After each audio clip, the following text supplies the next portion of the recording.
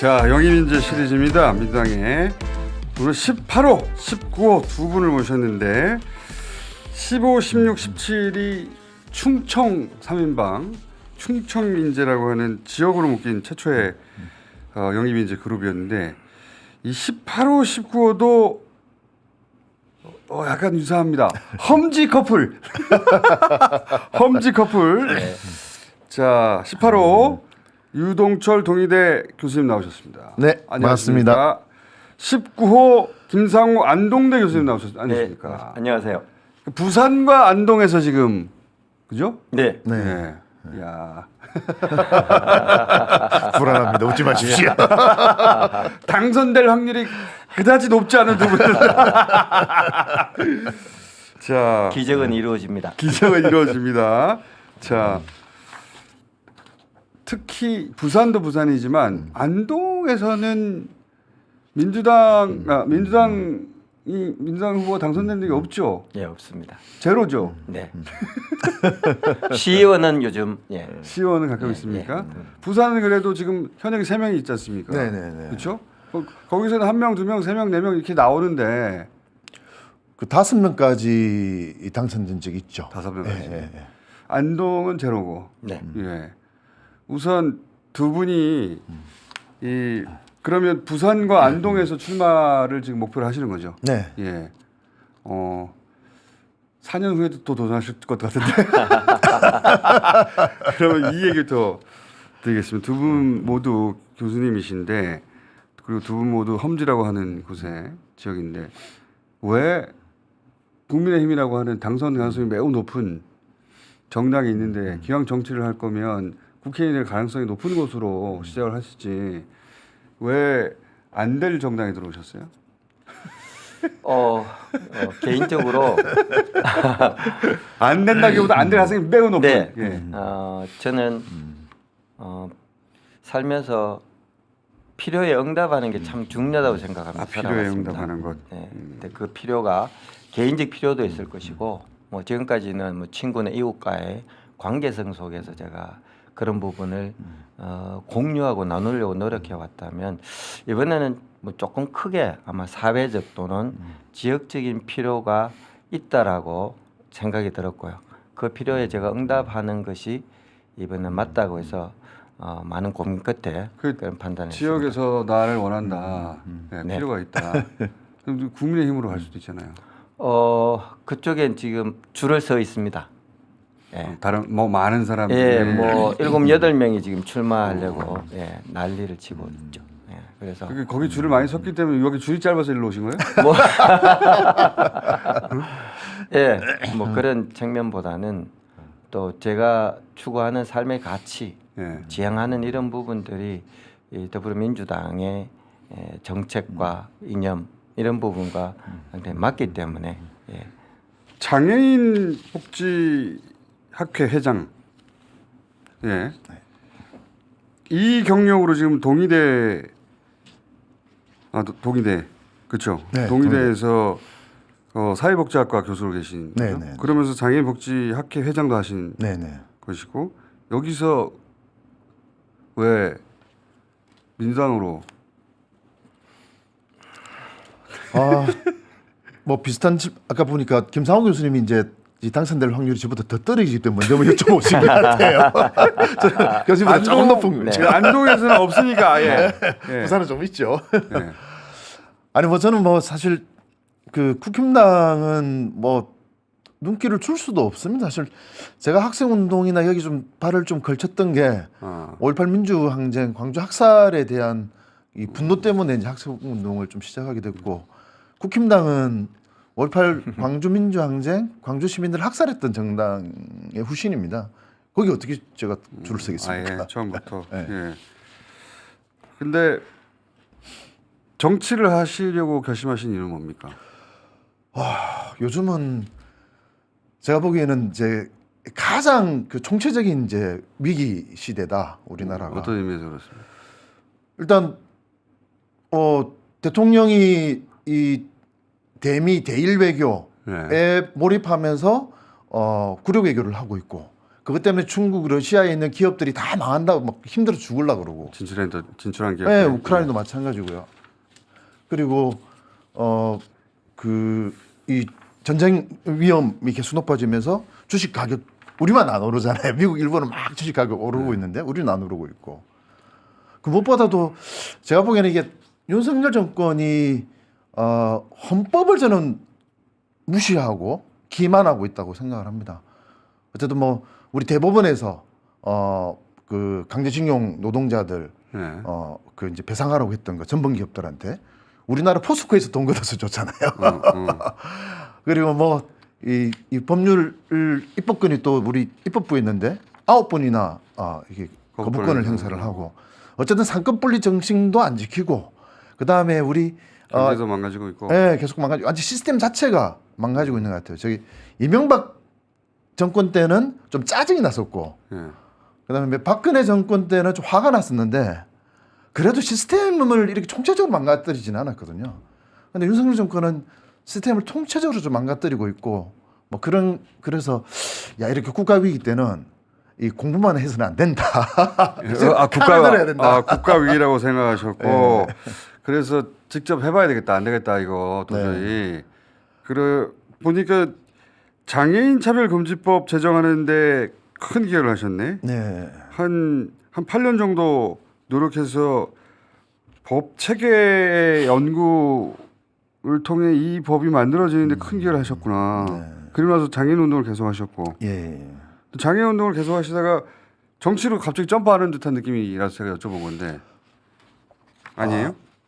그렇지는 않습니다. 제가 이제 장애인 복지를 전공하면서 제가 이제 박사학위 논문 결과가 장애인 차별금지법을 만들어야 된다라는 거였거든요. 장애인 네, 차별금지법. 그게 결론이라서 그때부터 장애인 차별금지법을 만드는 이제 올인을 했고, 그래서 열린 네트워크라는 조직을 부산에 조직하고, 그 다음에 이제 장출연이라고 장애인 차별금지법 제정추진연대라고 이제 전국에 있는 조직도 이제 같이 만들어서 하여튼 장애인 차별금지법 법안 만들고 청와대 설득하고 마지막에 이제 법이 통과되는 데까지 개인적인 시간까지 합치면 한 8년 정도 해서 만들었습니다. 어쨌든 입법 운동을 통해서 법을 만들면 세상이 좀 변하는구나 뭐 이런 것들을 좀 생각을 했고 그래서 입법 운동 또 입법가를 지원하는 활동 뭐 이런 것들을 많이 했었고요. 그래서 우리 이제 부산에 이건 좀 미안한 이야기입니다만 어떤 오거돈 시장 후보 때도 제가 이제 정책을 좀 많이 도왔고 그다음 김영춘 장관 보궐시장 출마해서 제가 정책본부장을 했고 그다음 변성환 시장 후보 출마했을 때 이미 현실 정치를 뒤에서 도와준 일을 오랫동안 하셨군요. 그러니까 노무현 대통령 인수위원회에서도 역할을 하셨구나. 그러니까 본업으로 정치 현실 정치를 하지 않았을 뿐이지 정책을 만들어 가는데 계속 도와왔고 그러다가 이제 내가 직접 해봐야 되겠다. 이 시스템이 총체적으로 망가지고 있으니까 뭐 어차피 당선될 가능성이 높지도 않은데 어떤 그렇게 서운한 말씀을 직접 해봐야 되겠다. 자, 그 안동에서는 민주당이 단 한 번도 당선이 안 됐는데 격차가 어느 정도 됩니까? 이런 선거 같은 걸 하면? 제가 득표율 알고 있는 바로는 한 최근 10여 년의 그 선거 결과들 보면 뭐 대선, 총선, 지선 한 15% 선에서 30%까지 15에 30% 격차. 미니멈 한 15% 정도는 나왔던 것 같고요. 그다음에 지난 대선 때 우리 이재명 후보 고향이신 곳이고 하니까 한 30%에 육박하는 정도의 지지를 받았죠. 15%가 격차가 아니라 득표예요? 득표.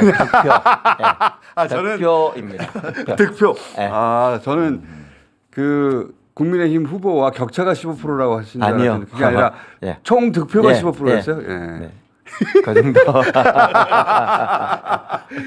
총 득표가 15%. 그래서 30%까지 나올 때도 있을 거예요. 최대가 30% 나오고. 당선되려면 한 47, 8% 돼야 되잖아요. 그렇죠. 15%면 선거비 보전을 받을 수 있도록 선거비 보전을 간신히 받으실 정도. 그 정도입니까? 네, 그렇다고 보시면 돼요. 그렇다고 너무 해맑게. 자, 경영학을 가르치고 계신데 네. 왜 현실 정치로 직접 뛰어들어야겠다? 이 당선 가능성도 매우 낮은 곳에. 일단은 뭐 경영학을 제가 전공하는데 뭐 기본적으로 제가 갖고 있는 스탠스는 경영학은 무엇보다 실용적인 학문이라고 생각해서요. 우리 현실 삶과 결코 떨어질 수 없다라는 것이 제가 한 40여 년 공부를 하면서 느껴왔던 부분 중에 하나였고 특히 지난 대선을 기점으로 했을 때 사실 제가 여러 활동을 지역과 국가 단위의 활동들을 좀 했었습니다. 어떤 정책 자문위원 그런 활동들을 하면서 사실상 그 수도권과 지방의 격차가 점점 심화되어 가는 것을 눈으로 목도하게 됐고 데이터로 보게 되었고 그런 점에 대해서 지방 소멸 대응 정책이라는 것들이 참으로 중요하다. 그래서 지난 대선 때 뭐 언론에 기사도 내고 또 여러 가지 정책들을 사실은 많이 나름대로 생산을 했었습니다. 그런데 그 과정에서 느꼈던 거는 역시 수도권에서 지방 소멸을 얘기를 하시지만 온도 차가 있다.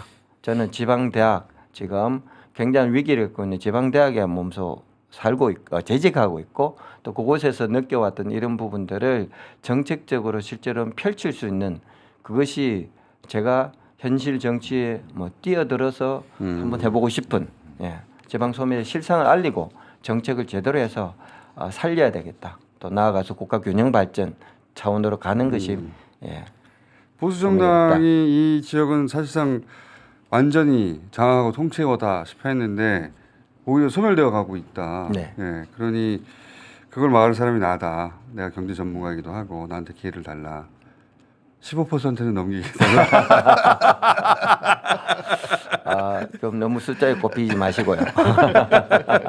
최근에 여론조사하면 그 지역은 어느 정도 나옵니까? 정당 지지율이?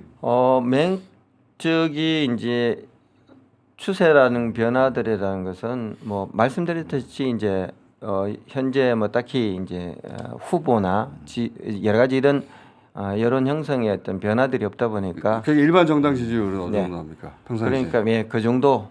민주당 15% 정도? 15에서 한 20% 정도. 15%. 네, 야. 그 정도. 아니 꼽에서 저 안동도 좀 조사해 주시지 그러셨어요. 15%면 너무 낮아가지고요. 자, 이 험지 영입 인재 이런 타이틀로 묶이는 건 처음인데 부산과 안동에 두 분을 1차로 만나봤고요. 어차피 이 지역은 두 분이 경쟁이 없을 것 같으니까요. 지금 예비부들 좀 막 뛰고 있습니다. 저는. 그래요? 네. 저도 예비후보가 있습니다. 자, 요 지역에서는 두 분을 계속 모시고 얘기를 나눠봐야 되겠다. 부산 어떻게 돌아가고 있는지 아니면 안동은 어떻게 되고 있는지. 특히 안동 같은 경우에는 거의 유일한 통신원이 되지 않겠는가. 네, 불러주시면 언제든지. 안동이 어떻게 돌아가고 있는지. 예. 안동의 정당 지지율이 15를 넘어서 20을 향해 가고 있는지 계속 확인하는 용도로 저희가 안동 통신원 역할을 하겠습니다. 현 정부 정책의 문제점을 제가 물어보려고 하다가 안 물어보겠습니다. 네, 네. 의미가 별로 없을 것 같습니다. 그 이야기는 두 분을 통신원으로 제가 중간중간 계속 짧게라도 전화로라도 연결해가지고 네, 예. 두 분이 계속 노출될 수 있게. 감사합니다. 감사합니다. 그렇게 해야 될 것 같아요. 안동 소식 좀 준비해 주십시오. 네, 예. 알겠습니다. 부산 소식 준비해 주시고요. 네, 자, 오늘 여기까지 하고요. 두 분은 근데 그 전에 좀 한마디. 예. 제 선거를 도와주는 저 후배가 예. 오늘 뉴스공장 나간다니까 어제 갑자기 그 유튜브를 만들었거든요. 김우선 뉴스공장 간다 그러니까. 그래서 유튜브 채널 홍보 좀 해주고 싶시오. 그래야지 이제 검색하면 뜹니다. 그래서 우리 18호에 유튜브 채널이 만들어졌어요. 네, 유동철 TV. 와, 유동철 TV. 어제 만들었습니다. 예. 구독자 아무도 없습니다 지금. 제가 제일 1호가 되어드리겠습니다. 김상호 TV 있습니까? 없습니다. 그러면 네, 그 유동철 TV는 만들어졌고요. 드디어. 예. 요거 구독 좀 해주시고요. 예. 그리고 김상호 TV는 만들면 연락 주세요. 네, 알겠습니다. 저희가 전화로 통신원으로 가끔씩 알려드리고 적어도 김상호 TV라도 만들고 오시지. 네, 알겠습니다. 예. 그래도 유동철 TV는 만들어졌네요. 네. 지금 구독 자유로입니까? 예, 어젯밤에 만났습니다. 오늘 온다고. 구독자 제로. 네. 두 분 전화로 연결할게요. 짧게. 예. 길게는 못 드리겠어요. 네, 알겠습니다. 자 오늘 여기까지 하겠습니다. 감사합니다. 네, 감사합니다.